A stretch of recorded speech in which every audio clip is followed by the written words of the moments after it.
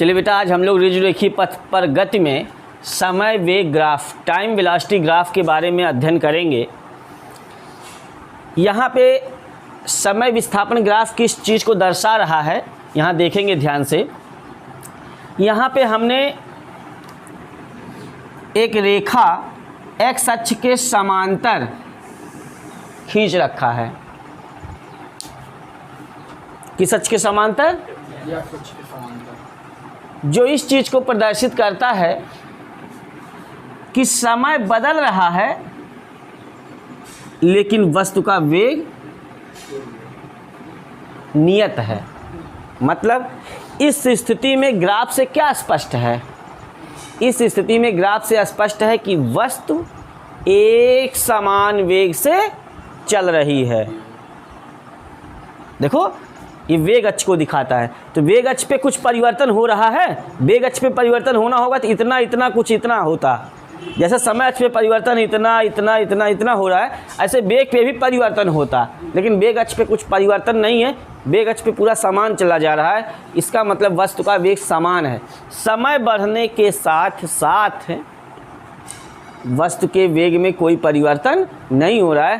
तो जब वस्तु एक समान वेग से चलती है तो उसका समय वेग ग्राफ समय अक्ष के समांतर एक सीधी सरल रेखा होती है।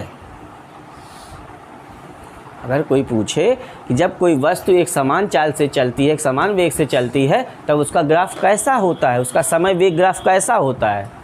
तो जब कोई वस्तु एक समान वेग से चलती है तो उसका समय वेग ग्राफ समय अक्ष के समांतर एक सीधी सरल रेखा होती है। याद हो जाएगा? अच्छा, मान लेते हैं किसी क्षण t1 पर, क्षण मतलब समय, किसी क्षण t1 पर वस्तु की स्थिति A है और समय t2 पर वस्तु की स्थिति B है। मतलब वस्तु A से B जाती है। और यहाँ पे वेग कितना है? मान लेते हैं v वेग से वस्तु चल रही है। किस वेग से चल रही है? तो इस चित्र के अनुसार मुझे इस समय वेग ग्राफ में मुझे वस्तु द्वारा A से B तक तय किया गया विस्थापन निकालना है। वस्तु का वेग मुझे पता है कितना है, समय कितना है ये भी पता है समय अक्ष पर। अरे भाई, ये t2 है तो यहाँ से यहाँ तक समय अंतराल t2 हो जाएगा और यहाँ से यहाँ तक t1 हो जाएगा। जैसे यहाँ 0 है तो यहाँ 1 लिखेंगे तो एक ही हम लोग पढ़ेंगे ना, मतलब 1 - 0 तभी तो 1 आया। और यहाँ अगर 10 सेकेंड है तो 0 से 10 है, 10 में से 0 घटाएंगे तो 10 सेकेंड जो है यहाँ से यहाँ तक है और ये t1 जो यहाँ से यहाँ तक है। तो समय अंतराल निकालना होगा इसके बीच, तो t2 में से t1 घटा देंगे तो इसके बीच का समय अंतराल हमें पता चल जाएगा कि वस्तु A से B कितने समय में गई है, ये क्लियर हो जाएगा। ठीक है, तो समय मालूम हो गया, वस्तु का वेग हमें मालूम है, हमें विस्थापन निकालना है। तो आप लोग एक बड़ी आसानी से विस्थापन का यहाँ फार्मूला सीख सकते हो। विस्थापन बराबर, क्या बात है, वेग गुणे समय। तो वेग कितना? v, मतलब कौन अक्ष है? ये वाला अक्ष है, ये अक्ष है, चाहे जो लिखो इसमें। इसका नाम मान लेगा ये p है, समय t1 पर ये p स्थिति को दर्शा रहा है, तो ये क्या हो जाएगा? AP। AP किस चीज़ को दिखाएगा? वेग को। और ये समय को PQ। ठीक है, क्या चीज़ निकलेगा? वेग गुणे डेल्टा t लिख दें अगर, है ना, तो AP गुणे PQ। AP गुणे PQ किस क्या चीज़ है बताओ? AP लंबाई है इस ग्राफ की, PQ नहीं है, PQ लंबाई है, ये चौड़ाई है ना। तो लंबाई गुणे चौड़ाई ये किस चीज़ को दिखाता है? क्षेत्रफल को दिखाता है। किस चीज़ को दिखाता है? क्षेत्रफल को दिखाता है।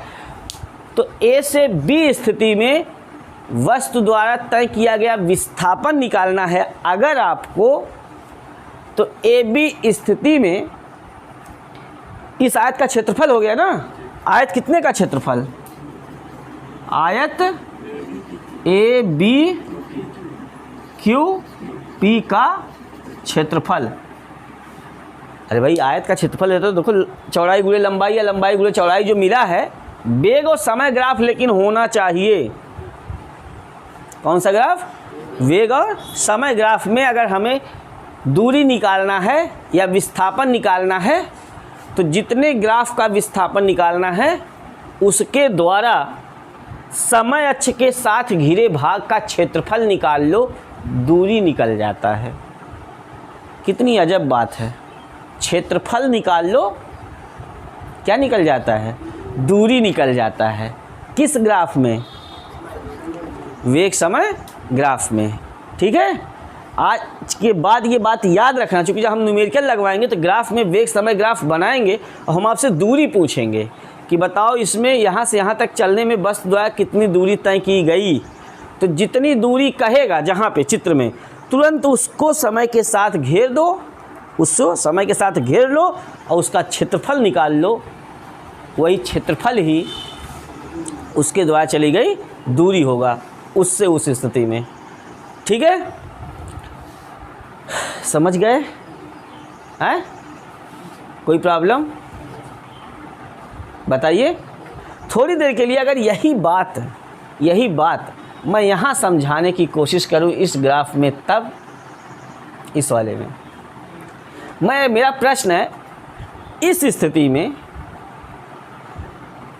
ए से वस्तु द्वारा ए से बी तक चली गई दूरी बताओ। इस स्थिति में तो मुझे क्या करना है? जिस स्थिति में पूछा जाएगा उसका समय अक्ष के साथ घिरे भाग का क्षेत्रफल निकाल लेंगे। यही क्षेत्रफल ही इस वस्तु द्वारा ए से बी स्थिति तक चली गई दूरी होगा। तो कितना क्षेत्रफल निकलेगा? इतना क्षेत्रफल निकालने के लिए आपको त्रिभुज का क्षेत्रफल निकालना पड़ेगा और धन आयत का क्षेत्रफल निकालना पड़ेगा। दोनों क्षेत्रफल जोड़ देंगे तो वस्तु ए से बी तक चली गई दूरी या वस्तु का ए से बी तक तय किया गया विस्थापन आ जाएगा। समझ पाए? हम वेग समय या समय वेग ग्राफ में विस्थापन या दूरी कैसे निकालते हैं? क्षेत्रफल निकाल के निकालते हैं। किसका क्षेत्रफल? उस ग्राफ का समय अक्ष के साथ घिरे भाग का क्षेत्रफल जो होता है। जैसे अब मैं कहूँ यही वेग समय ग्राफ ये है, वस्तु चित्र बना है, वस्तु का ए से बी स्थिति में चली गई दूरी बताओ। तो ए से बी स्थिति को लेकर समय अक्ष के साथ जो भाग घेरेंगे उसका जो एरिया आएगा वही एरिया ही उस ऑब्जेक्ट के द्वारा कवर किया गया डिस्टेंस होगा। कंफर्म? समझ पा रहे हो? हाँ, मैं यही चीज़ कह रहा हूँ कि अगर आपको दूरी निकालना है, दूरी या विस्थापन किसमें? समय वेग ग्राफ में, तब चित्र बना होगा हमेशा। तो जब चित्र बना होगा तो जितनी स्थिति में दूरी कहेगा, यहाँ से यहाँ तक दूरी बताओ, तो उसका समय अक्ष पे लंब डाल दो और जो भी क्षेत्रफल घिरा हुआ बनेगा वही क्षेत्रफल निकाल लो, वही क्या हो जाएगा? दूरी हो जाएगा। मैंने एक एग्जाम्पल यहाँ और दिया आपको इसी वजह से कि मान लो ये चित्र बना है, मुझे इस समय वेग ग्राफ में ए से बी तक चली गई दूरी निकालना होता, तब तो ए से बी को लेकर समय अक्ष के साथ, मतलब उसी पर से लंब डाल देते समय अक्ष पर, जो उसके बीच का एरिया होता, जो उसके बीच घिरा भाग है, उसी का क्षेत्रफल ही क्या होगा? चली गई दूरी होगा या चला तय किया गया विस्थापन होगा। ठीक है, अब इसका एरिया निकालने के लिए आपको दिमाग लगाना पड़ेगा भाई कि ये त्रिभुज बन रहा है तो त्रिभुज का क्षेत्रफल 1/2 गुणे आधार गुणे ऊंचाई लगाना है। आयत बन रहा है तो आयत का क्षेत्रफल लंबाई गुणे चौड़ाई लगाना। अब वो तो अलग की बात है, अब ये मैं कह रहा हूँ केवल क्षेत्रफल निकालना है उसने भाग का। अब उसमें आयत बन जाए, त्रिभुज बन जाए, समलंब बन जाए, तो जो बनेगा उसका तो निकालना ही पड़ेगा।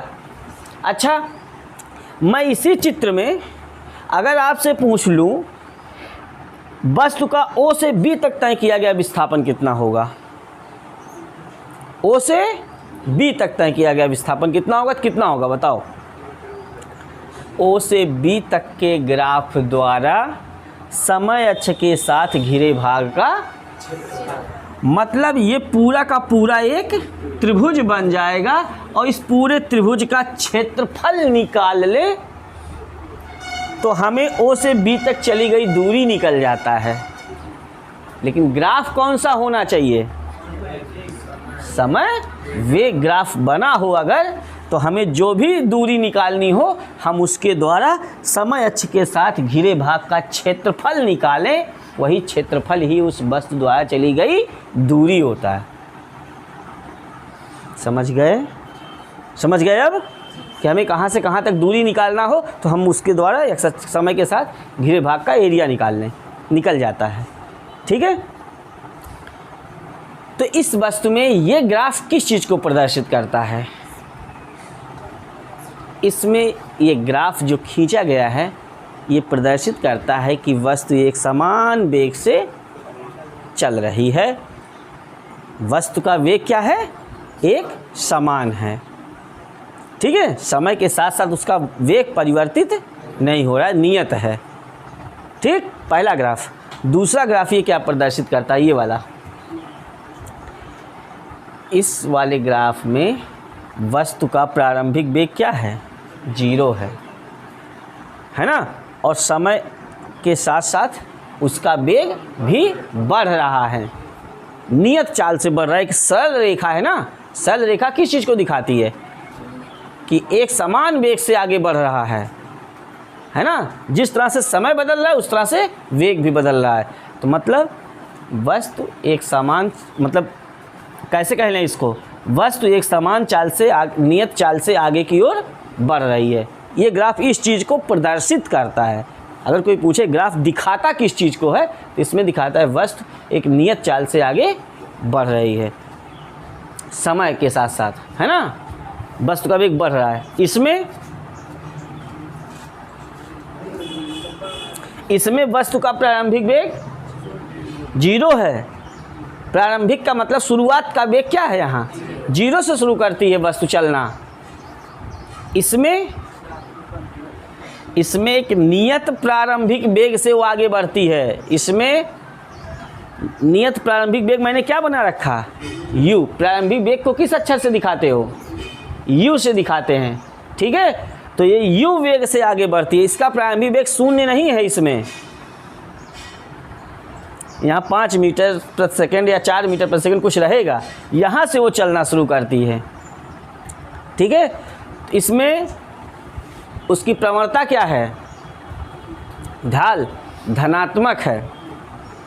मतलब इस स्थिति में एक नियत, मतलब वस्तु का प्रारंभिक वेग 0 नहीं है और वस्तु का वेग लगातार बढ़ रहा है। इसमें भी वस्तु का वेग लगातार बढ़ रहा है, इसमें भी बढ़ रहा है। फर्क कितना है, फर्क इतना है कि इसमें प्रारंभिक वेग नियत है, कुछ दिया गया है, कुछ नियत मतलब 10 मीटर प्रति सेकंड, 5 मीटर प्रति सेकंड है, लेकिन इसमें 0 प्रारंभिक वेग से आगे बढ़ रहा है। इसमें एक दिए गए नियत प्रारंभिक वेग से आगे बढ़ रहा है वस्तु। ये ग्राफ ये दिखाता है। ठीक है, और ये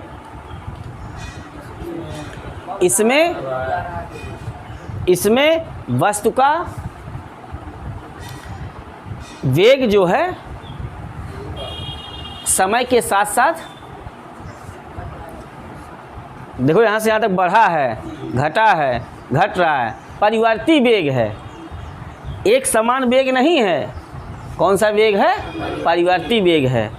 इस ग्राफ के हर बिंदु पर ढाल जो है अलग अलग आएगी, लेकिन इस ग्राफ के चाहे जिस बिंदु पर ढाल निकाल लो, इस पे चाहे जिस बिंदु पे ढाल निकाल लो, वो एक समान आएगी। ढाल का मतलब झुकाव होता है। क्या होता है, झुकाव। मैं बताऊं चाहे झुकाव यहाँ देखो, इस ग्राफ का चाहे झुकाव थीटा यहाँ निकालो, चाहे थीटा यहाँ निकालो, थीटा दोनों बराबर ही होगा। ये गणित का नियम बोलता है। क्यों?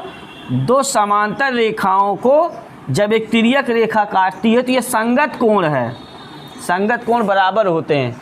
तो थीटा तो इसमें समान है, लेकिन इसमें थीटा समान नहीं है, हर बिंदु पे अलग अलग है। इसी वजह से क्या हो जाता है, वो परिवर्ती वेग है। ठीक है। हाँ, वस्तु का वेग घट भी रहा है, इसका मतलब जब वस्तु का वेग घट रहा होता है तब वहाँ पे जो एक्सेलरेशन होता, त्वरण जो होता है वो ऋणात्मक हो जाता है। और जब त्वरण ऋणात्मक हो जाता है तब वो त्वरण नहीं रह जाता, उसका नाम ही बदल जाता है, मंदन कहलाता है। क्या कहलाता है? रिटार्डेशन, मंदन कहलाता है। घटे जब वस्तु का वेग बढ़ रहा हो लगातार, तो जो ऐसी कंडीशन में जो एक्सेलरेशन आएगा, त्वरण जो आएगा वो धनात्मक होगा। और वस्तु का वेग घट रहा हो तब जो त्वरण होता है वो ऋणात्मक होता है। और ऋणात्मक त्वरण को ही मंदन बोलते हैं। क्या बोलते हैं? मंदन, रिटार्डेशन। ठीक है। तो इतनी बात क्लियर हो गई। तो बताओ, समय वेग ग्राफ की ढाल किस चीज़ को दिखाती है? समय वेग ग्राफ की ढाल, ढाल माने प्रवणता, ढाल माने प्रवणता। प्रवणता कितना आएगा इसमें? चाहे यहाँ से निकालोगे तो बी डैश बटे ओ बी डैश, ये प्रवणता कहलाएगा, लंब बटे आधार। और यहाँ से निकालोगे इस त्रिभुज में तो लंब बटे आधार, ये भी इतना आएगा। ढाल या झुकाव जो होगा वो बराबर ही होगा, क्योंकि एक समान चाल से वस्तु बढ़ रही थी तो उसके हर बिंदु पर ढाल या झुकाव बराबर होगा। परिवर्ती वेग से चलने पर उसके हर बिंदु पर अलग अलग होगा। ठीक है। वेरिएबल वेलोसिटी से जब चल रही है तो tan थीटा जो कहते हो आप लोग, या प्रवणता जो कहते हो, बी डैश बटे ओ बी डैश या बी सी बटे लंब बटे आधार, इसमें से निकाल लो प्रवणता को, या इस बड़े वाले त्रिभुज से निकाल लो लंब बी डैश और आधार O B dash. tan theta लंब बटे आधार, ये क्या होता है? प्रवणता होती है या स्लोप होती है, ढाल जिसे कहते हैं, प्रवणता आब्लिक ढाल, या इसी को आब्लिक झुकाव भी बोलते हैं। ये झुकाव ही है, ग्राफ की झुकाव। और ग्राफ की झुकाव यहाँ 11th में आपको पढ़ाया जाएगा मैथमेटिक्स में, हमेशा धन यक्स अक्ष से लिया जाता है। किससे लिया जाता है? धन एक्स अक्ष से, पॉजिटिव एक्स एक्सिस से मेजर किया जाता है, मापा जाता है। क्लियर? बहुत कुछ आप लोगों ने ग्राफ के बारे में जान लिया। जो मेन बात है वो एक ये है कि हमें समय वेग ग्राफ में जब भी वेग निकालना हो, वो विस्थापन या दूरी निकालना होगा, हम उसके द्वारा समय अक्ष के साथ घिरे भाग का क्षेत्रफल निकाल देंगे, दूरी निकल जाएगा। कोई प्रॉब्लम? समय वेग ग्राफ में दूरी निकालना होगा तो निकल जाएगा। अच्छा, कल जब हम लोग पढ़ रहे थे समय विस्थापन ग्राफ, समय और विस्थापन ग्राफ, तब उसमें ग्राफ की ढाल किस चीज़ को दिखाती थी? वेग को दिखाती थी, है ना। ग्राफ की ढाल जो है किस चीज़ को दिखाती थी? वेग को। और समय वेग ग्राफ में ढाल किस चीज़ को दिखाती है?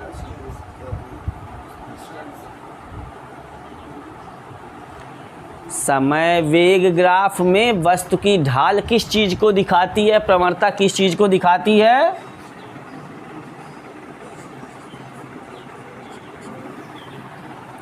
त्वरण को दिखाती है।